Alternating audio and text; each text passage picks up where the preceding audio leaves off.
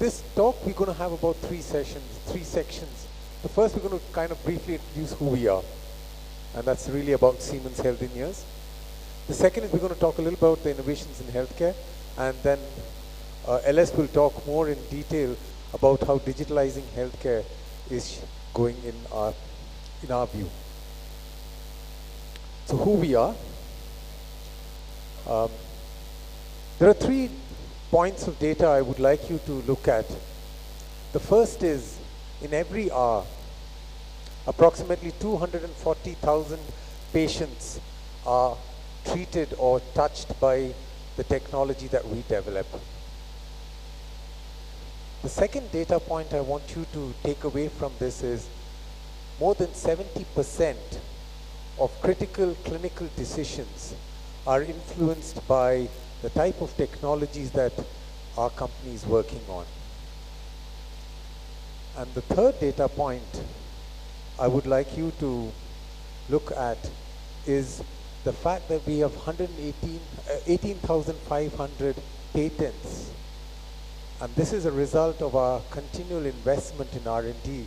Today we spend over 9.5% of our revenues towards R&D.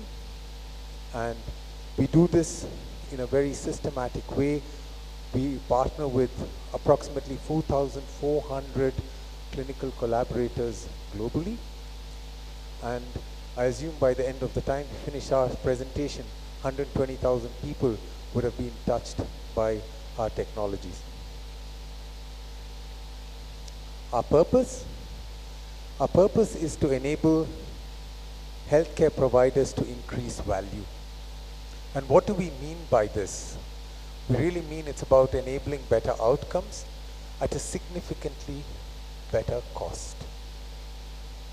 And we talk a bit about this as well.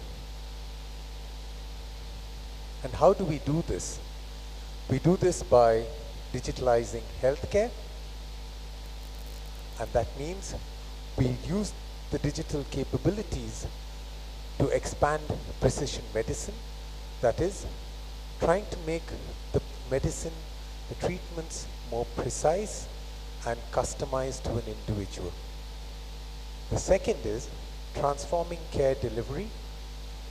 Today, how we deliver a particular procedure, how could we change it dramatically so that it gets transformed, and we'll talk a bit about that as well, in terms of how minimally invasive procedures are replacing more complex, painful, traumatic previous operations. And the third is improving patient experience. How could we make the entire patient experience so much more comfortable and less traumatic?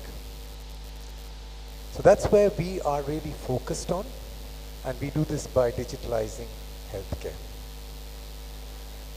So let's take a look at some of the innovations in healthcare. And a good place to start probably is the right side of the picture.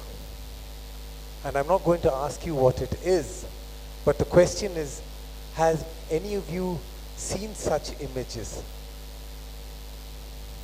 Wonderful.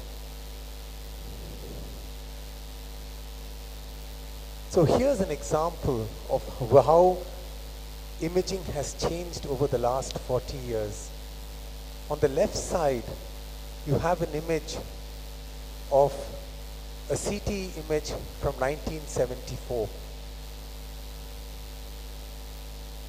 Just take a look at what you can see in it. On the right side is what you can see from a CT image today. This is a rendition using a Siemens technology called cinematic rendering. And basically what it does is, the entire volume data from a CT image, imagine a lot of light flowing through it, and then it allows you to visualize it just as you would visualize an animated movie, which you see from Pixar, or if you're watching any of those. It's the same technique in principle to render the different tissue and in the volume meaningfully. And that's what you get.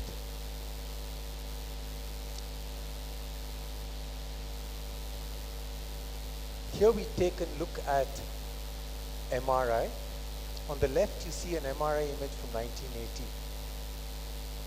And on the right you get to see an MRI using the same cinematic rendering technique today, where you can actually see the neuron level detail. Going further, this is functional MRI. So you get not only the structural detail, but you also get a sense of how the functioning of the system, the brain is.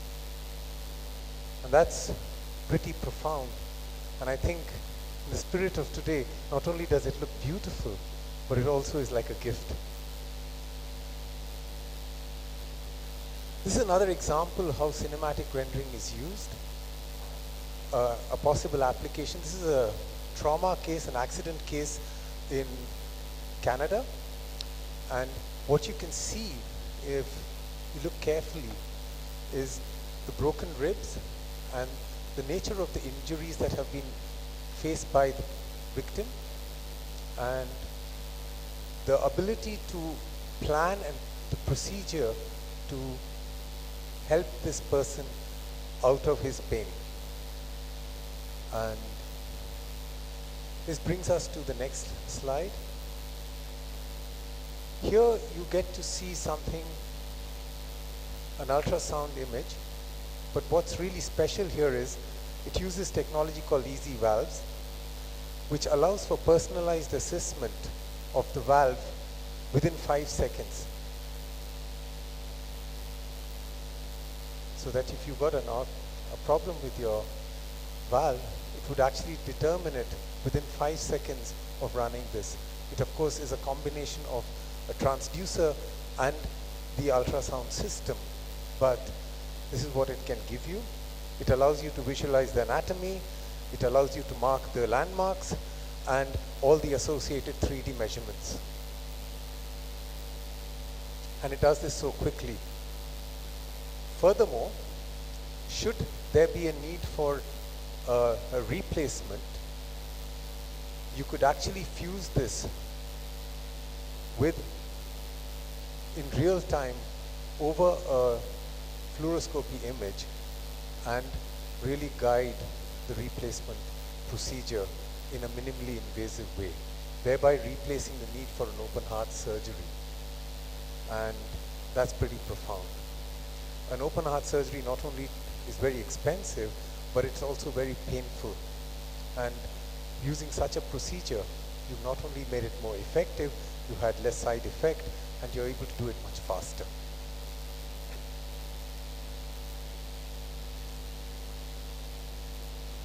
Excuse me.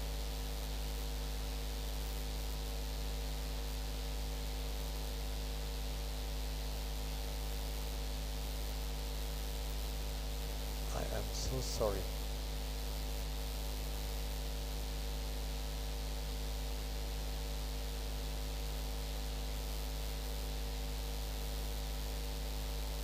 Yeah.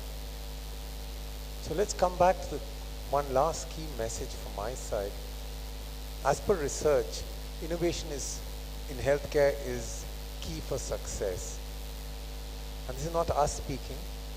This is a source from PwC. I think there was, oh, he's not here right now. We had a colleague, a person from, you're there, okay, thank you very much. Right, so there was a study which they did, and they said that, 86% of all healthcare CEOs felt that technology will change competition over the next 5 years, and this is significantly more compared to other industries. And I think it's in the spirit of that we are here today, because I think healthcare is really one ripe area for innovation. With that, I hand over to LS, and he'll take you through what we're going to do in digitizing.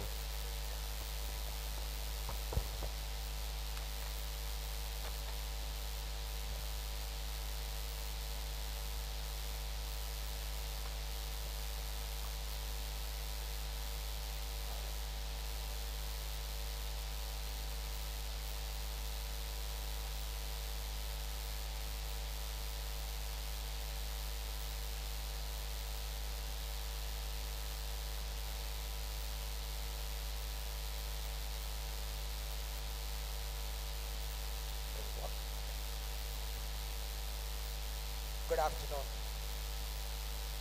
Thank you very much for inviting me here, and then it's my pleasure to talk about how the digital is shaping the future of the healthcare and what we in Siemens Healthineers believe that how the digitalization will take us further. Before I talk, how many of you seen Kung Fu Panda? There is a master, he tells the panda, yesterday is a mystery. Sorry, yesterday is a history, tomorrow is a mystery, and today only we know. That's the present. It's a gift. So when we ask us to how do we shape the future of the healthcare, God knows. That's my simplistic answer. Does it help us? In the digital world, we only talk two things. We only trust the God. Rest everybody has to bring the data. This is what we talk about it. So let's talk about the data, and it is exponentially growing. Exponentially growing in the healthcare field. What it means. All of you sitting there as the doctors have to analyze lots of data before coming to a particular decision, either regarding the diagnosis or a treatment. That's where the exponential data is bringing us the challenge. The second, patient. He wants to be empowered. He doesn't want to sit idle somewhere and then say that, okay, some person has told me this, I'm going through this trouble, this is my disease, etc., etc.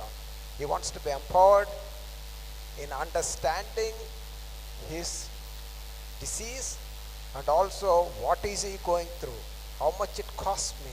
Everything he wants to know much before he goes through the procedures. And that is what we call it as a consumerism. So these are the challenges we are facing today. I only talk about the today because that is what the Kung Fu Panda has told us. And these things, if you take as the main drivers for digitalization, is the healthcare industry ready? That brings me to the next one. It is going back. It's a low degree of digitalization. This is the research study. 50% of the patients report that the information, what is required for them when it is not available when needed. What does it mean? He has gone through the tests, all of them previously, but again a retest, a recommended retest. Either a lab test or a scan test. That's one of the problems. The second, the hospitals or the healthcare providers do not have an effective data management strategy so that we can easily scan through this data and bring proper decisions. That's the further challenges. So what is digitalization is all about it? I segment into three buckets. One, it's a global challenge.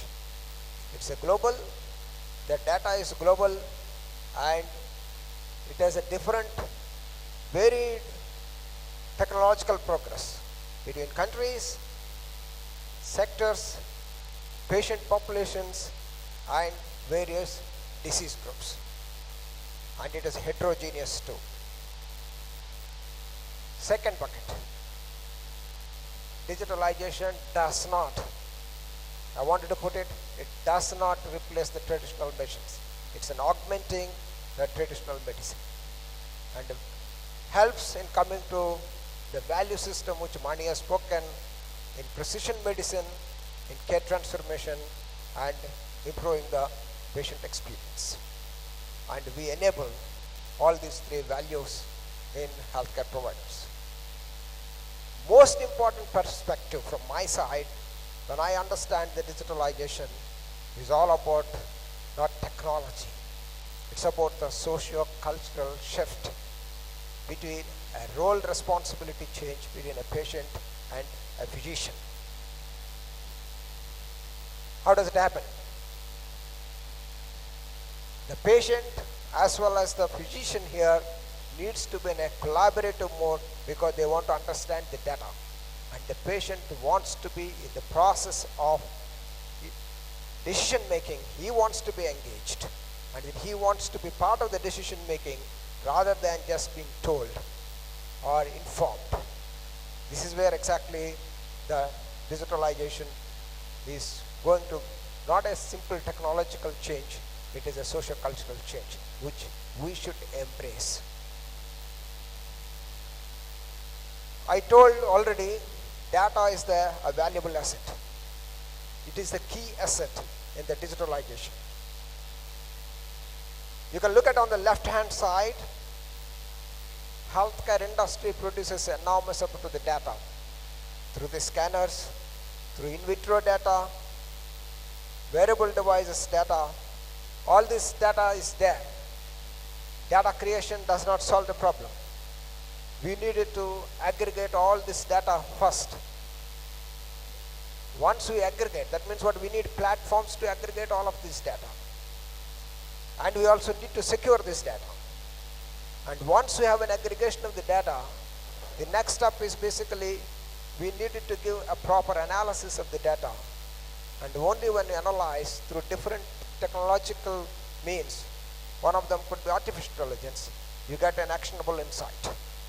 And that actionable insight is exactly what a patient is looking for and a physician is looking for to become accurate in the diagnosis as well as in the treatment. So this is the data asset for an organization and for entire healthcare industry. As I said, artificial intelligence is one of the means to leverage this particular data and create value. We only talk value creation, nothing else in this whole digitalization world. How do we create more value? How do we improve the outcomes and reduce the costs? Every time we talk about the value creation. What are the challenges with respect to the demanding AI technology? Why do you require that? It's basically to reduce the cognitive factors which are influencing the diagnostic errors. The research shows that a radiologist spends 3 to 4 seconds to read an image and come to a decision. That's the workload for a radiologist. Obviously, he's going to make errors. He's a human being. So how do we reduce the errors? So 74% of the cases, the research shows that it is the cognitive factors which contribute to the diagnostic errors because of the faulty perceptions, failed heuristics, and biases. So that's where the AI is going to play a larger role in reducing the errors and become better accurate so that the patient benefits, the trust on the physician improves. I'm going to introduce for quite very small time about this artificial intelligence. What are the terminologies which we are talking about it? An artificial intelligence is a kind of a machine where the computer is filled with that artificial intelligence algorithms which tries to mimic the cognitive functions which you normally associate with a human mind. That's what is artificial intelligence is all about it. Now it can be obtained through machine learning techniques. It is simply finding out some patterns and then giving you that particular, okay, this pattern means this kind of an understanding. The second is the deep machine learning, where a deep neural network which mimics the cognitive functions of the humans and brings in more valuable insights so that we can take proper decisions.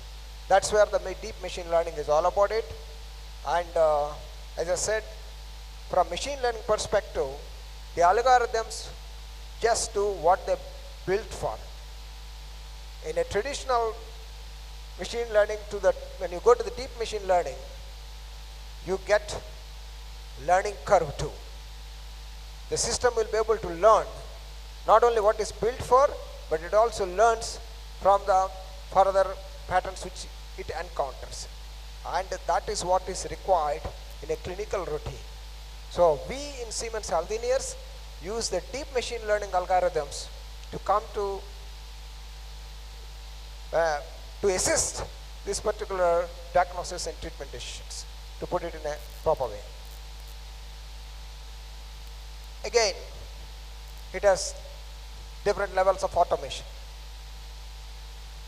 A user specific autonomy on the extreme left, on the extreme right is the system autonomy. The grading of the artificial intelligence exponentially increases as we move from one autonomy to the autonomy. You can take a simple example, even an autonomous driving car, it is almost high automation or a full automation for the car. So similarly, the system takes the autonomy here. So the artificial intelligence increases tremendously then. So I'm going to come to a specific conditional automation example, lack of time to explain all of them. So system automatically adjusts to a specific individual situation. How? When you put a CT scanner machine on the patient table, we have built an infrared camera, fully automated with the deep learning algorithms. It adjusts to the isocenter of the, and what is the direction of the scan it should be, and also the body range of the scan. All done through the artificial intelligence. It is a condition specific for that particular patient. That's what we call it as a conditional automation. Moving into the new era, I'm still in the Kung Fu Panda, full believer in that. We are talking present, where the system automatically processes data and gives the pre-analyzed information for the radiologist and also the other physicians. The high automation is automatically transforming the data into actionable insights for the radiology, where from the image you can actually visually annotate everything. You can see and then that is the table which is given, entirely algorithm run, and it finds out all the anatomical parts. Here it is, it's a lung, chest, CT, and gives you all the information which is required for a radiologist to come to the final decision to accept it. So, or do the next steps in the workflow. So completely automated. So here I take a particular minute about one of the digital companions which in Siemens Healthineers developed it. We call it as AI RAD companion platform. It seamlessly integrates into the entire workflow environment, takes the multi-vendor any scan machine basically. It is a vendor agnostics. So we acquire the image, it sends to the what we call it as a cloud platform, and therein it goes into the AI platform wherein the multi-organ analysis is done, all the algorithms are run, all the visual annotations as well as the report, everything is ready, sent to the radiology reading station back to the hospital. So this entire workflow is we call it as a radiological companion platform. You can see the chest, lung, lobes, everything, and it is given for a radiologist. And then that's how it assists the radiologist in removing the errors which I talked about it previously and then become more accurate. So this is what we call it as a RAD. Further anatomies are in the progress, and as much as we are doing it, things will be rolled out. And I take one more companion, digital companion called Pathway Companion. So here it is beyond the radiology, coming to the specific for the cancer treatment. We take the complete patient data from the electronic patient record, combined with the in vitro and in vivo data, use all this data for the risk stratification, following the NCC guidelines, come to the right decision, what kind of a risk category this patient belongs to, and then also tell exactly what kind of a treatment that is the best option. It's like a Google map. You have many paths. You can take the right path and then map the patient in the right path so that the decision is clinical decision support system, which you got, and it is an integrated data decision support system, and you can also follow up and then ensure that the patient is given the right treatment and also very standardized cancer treatment following the NCCN guidelines. So that we call it as a pathway companion, and the patient is also very much informed where he is in the path of the clinical decision, fully empowering the patient. I'm quickly moving on to another concept called a digital twin, which is a little bit futuristic. No more talking present, but rest of the stuff is already present. A digital twin is a personalized biophysiological model of the patient constructed using the in vitro data, in vivo data, wearable devices, and then exactly used to mimic how the patient responds to different treatments and decisions that have been taken. So you can always see this is a heart. It's already mimicking many things which a normal human being goes through. So a digital twin is heart of the digital twin is already in our laboratories, and then we are putting virtual different therapy options for that, observes the outcome, and then find out what is the amongst the different outcomes that are possible. Few of them are suboptimal, and then one of them is the optimal outcome if you do a therapy on that.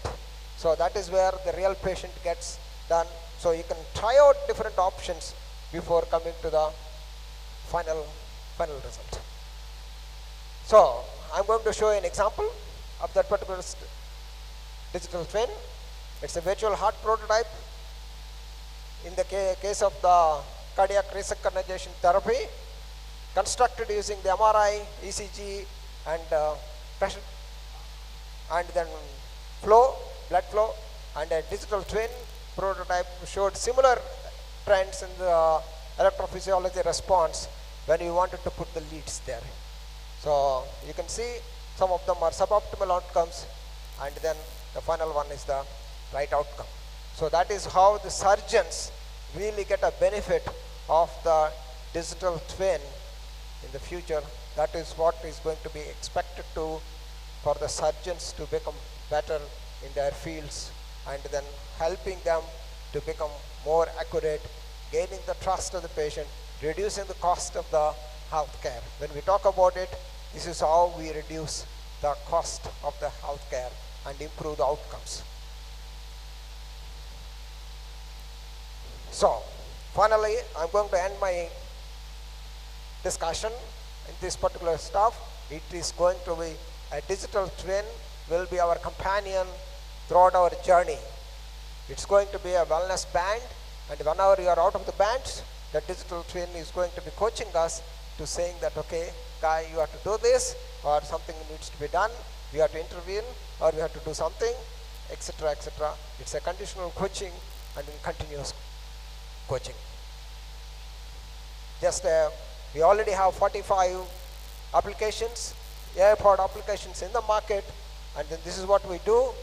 And I wanted to highlight on this particular fact that 325 million data points are used to train all our algorithms, and that's where we get the power to be more accurate, and then ensuring that we give the exact personalized medicine. Thank you very much.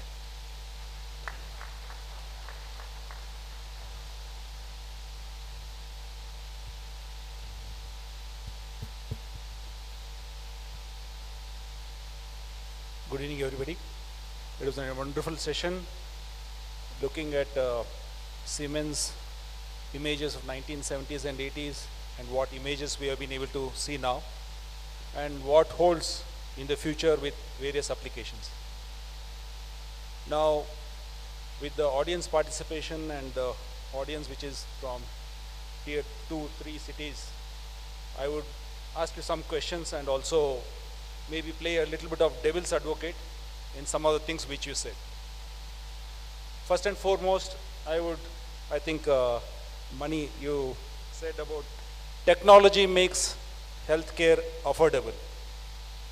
I don't think so many people would agree with that here, especially the doctors who are the owners of the hospitals, who have bought equipment. I would actually phrase it, affordable technology makes healthcare affordable. What would you say about it? That's a very good point, absolutely.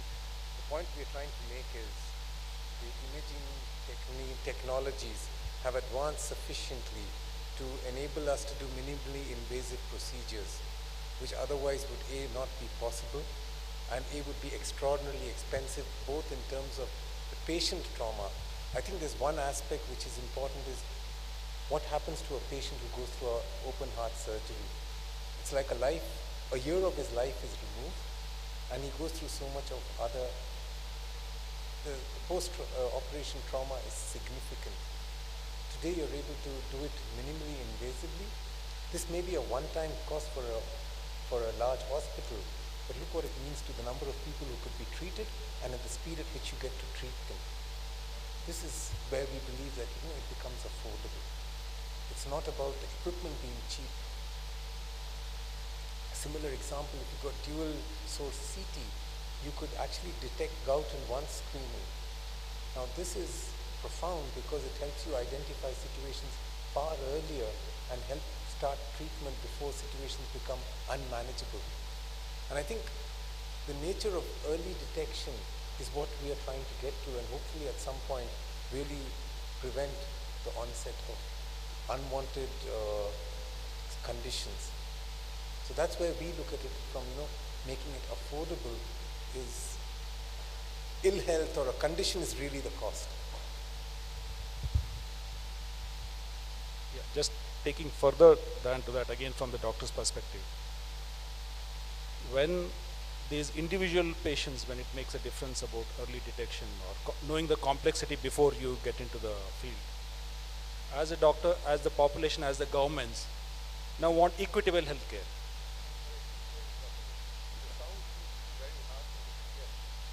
We are looking for, everybody is looking for equitable healthcare. That is only possible if the input cost is equitable. Can industry make that happen across the board, that the equipment cost is affordable, then we can give better affordable healthcare. Or you could load, you showed in your CT scans, or we see in various machines that come from, I am the Siemens CT scan user in the past. You get a standard model, then you add on softwares, which all cost additional amount of money. Could they be bundled into one, the cheapest level? Whatever technology you have now, can it be given to entire population? Why do you have to cost it differently? I know there are research costs and various other things, but nobody asks the doctors, why is your cost so heavy? I buy a cath lab with the latest technology which cost me 5 crores. I need to price it at the level which the market is dictating. But we are expected to cut the cost, and the buck stops at the doctor. As the end user or end provider for the cost, the buck stops at me. So what can technology company like Siemens or others could do to cut the cost for I think that's where I took up from technology makes affordable healthcare, which hasn't happened in USA. In fact, the highest rate. So all these newer technologies, what I would think is, in our kind of cities, we cannot afford to buy this cutting edge technology. It probably is beyond our reach for till it becomes cheaper or the number of users become more.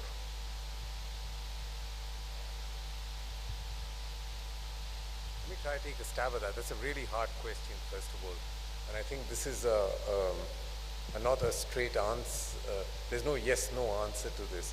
But let me give you a background to one of the product lines that we've been looking at. And I don't know if there's a product line from us called Somatum Go. Now, the Somatum platform has been designed very specifically to bring in the absolute state of art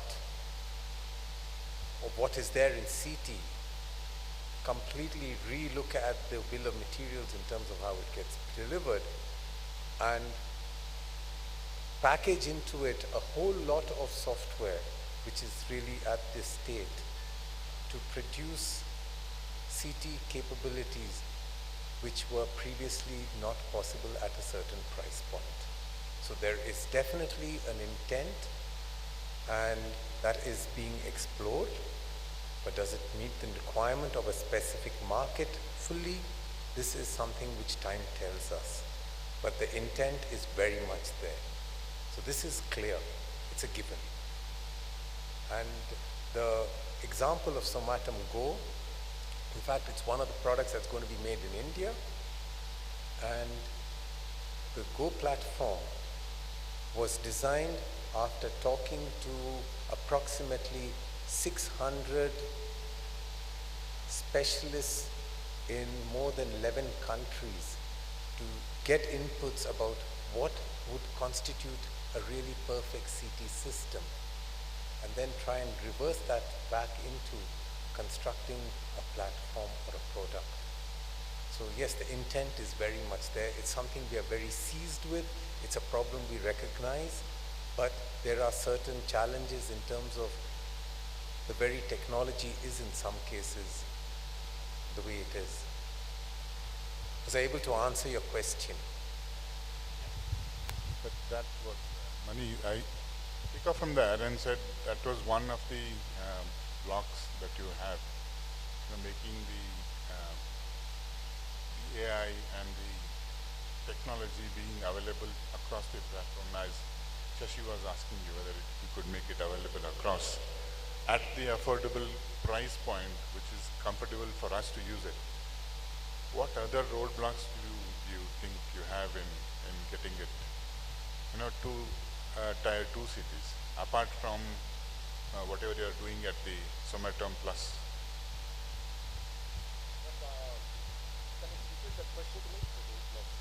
What roadblocks you have, as he put it, you're trying to make one common platform for CT, that is a Somatum Plus, Somatum Go, wherein we would be able to get most of the softwares, as she was asking you, available and more or less affordable. That's what I take it.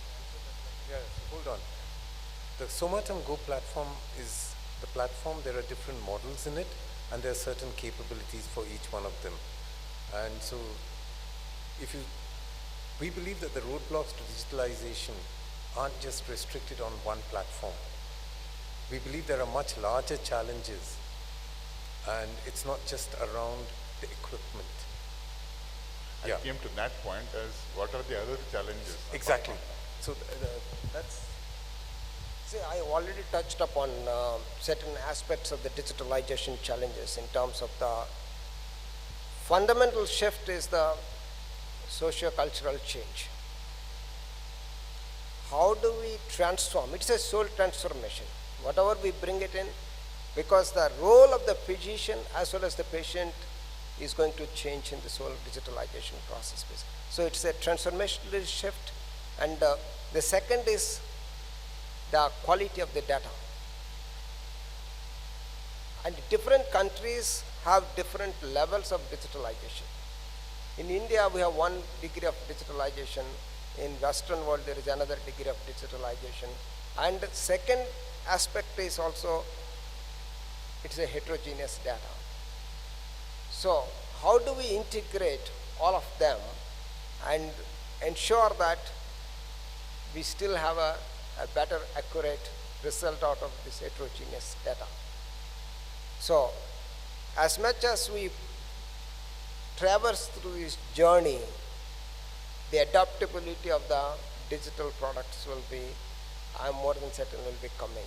But what is the timeline that we are looking at now? assuming that you It depends upon the country to country, Yeah, and I'm talking about India. I mean, in India, the digitalization is at a very, very low level. Currently, there is a lot of hospitals do not have the digitalized data.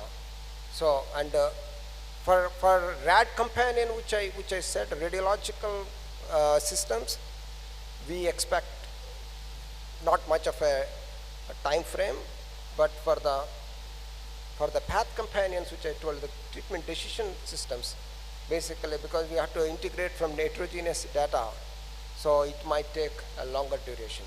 But radiology companions, we see that there is a good possibility that they can be rolled out much faster.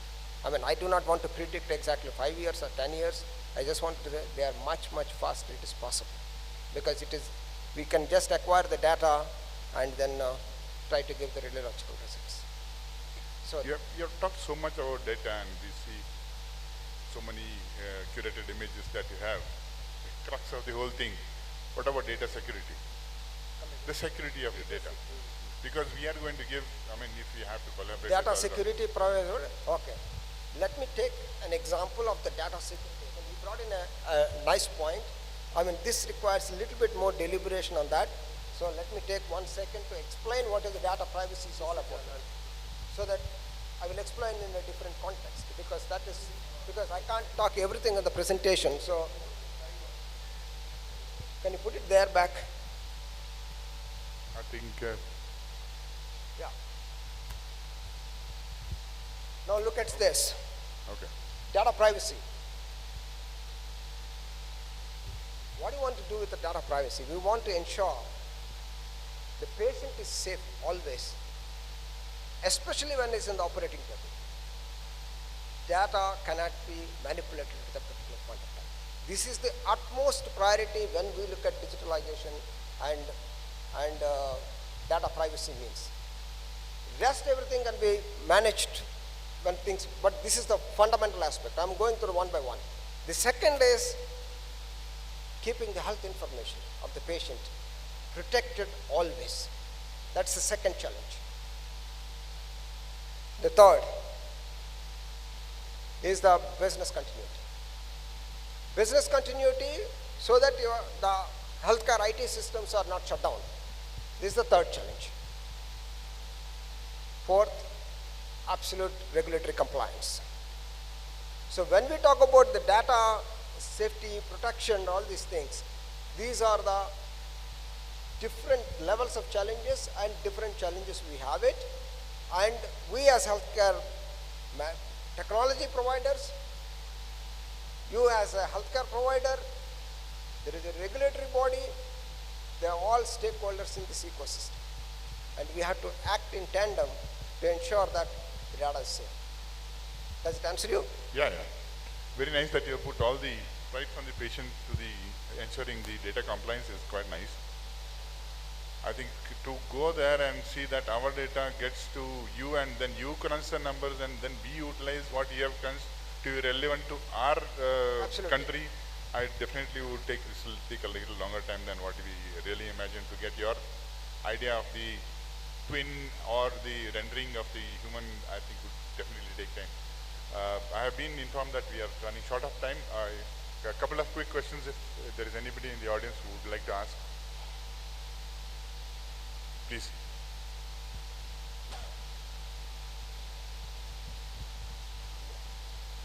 Perhaps you Can somebody give a mic?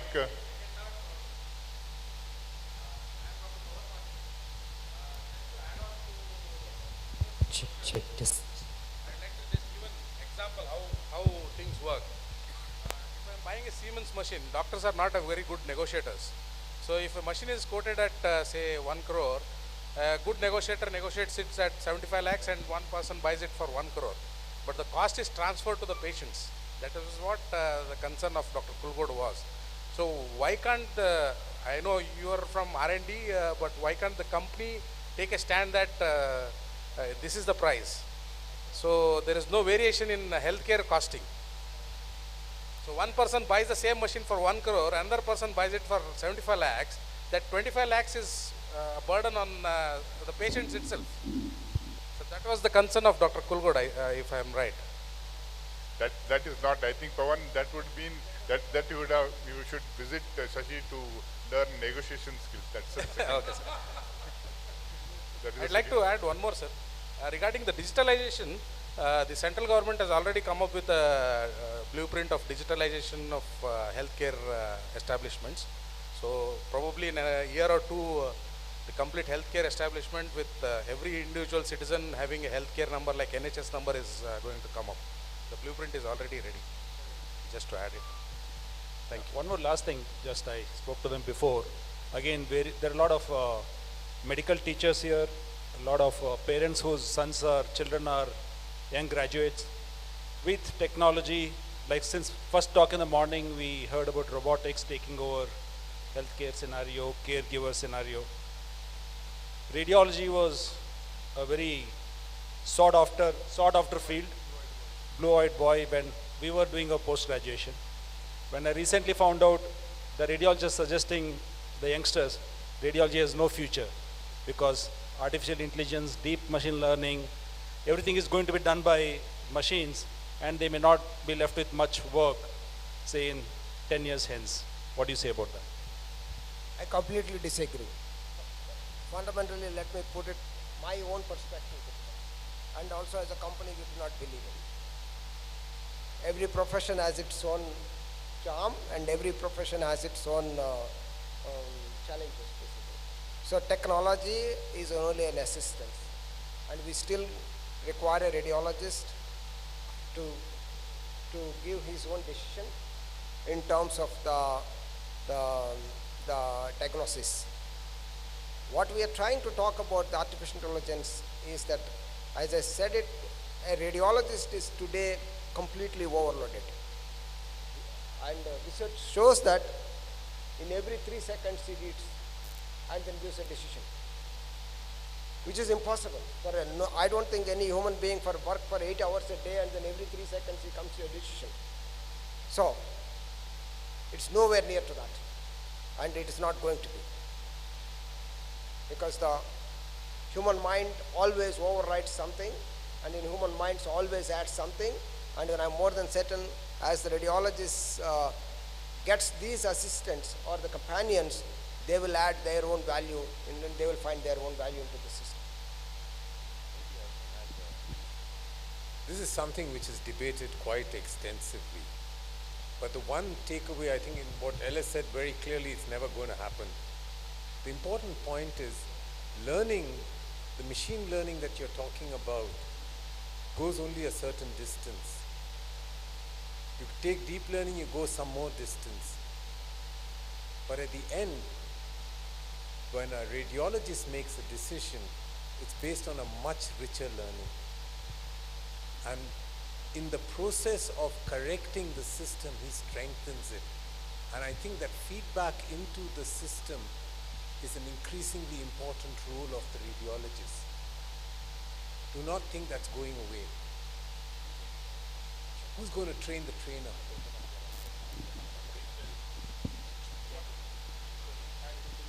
See, my personal view is, in the present scenario, especially I come from oncology business because and then of cost what the government is paying, the kind of patients already, the kind of technology costs are going up, as again what Dr. Kulko was saying. It is, I think you should have to work closely with governments, ensure some amount of rebate can be taken care, some amount of data can be bought back, right? Certain things can be added value. Otherwise, sustaining technology in healthcare system in this present scenario is very, very blink, and I think you guys need to work a little harder and ensure your costs are under control, and so that the same cost can be passed on to healthcare provided, like what Dr. Patil was trying to say to us. Somewhere to balance it out and make an idea for healthcare sustainability and future. This is what my perspective. Point well taken, Doctor. Our purpose is to reduce the cost. Our own existence of as a company. So we have already said it, and then we have showed it. Our purpose is to reduce cost and increase the outcome of the whole healthcare. So the point, I don't want to challenge anything at this point I of think, time. thank you so much. I think we'll have to end. We have been warned thrice that we have to end.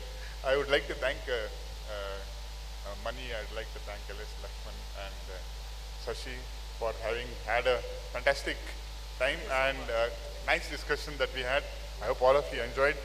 Thank you very much.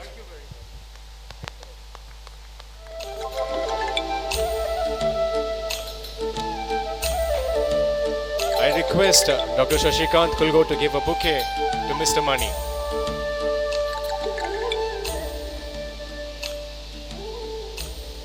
I request Dr. P.R. Patel to give a bouquet to Mr. Lakshman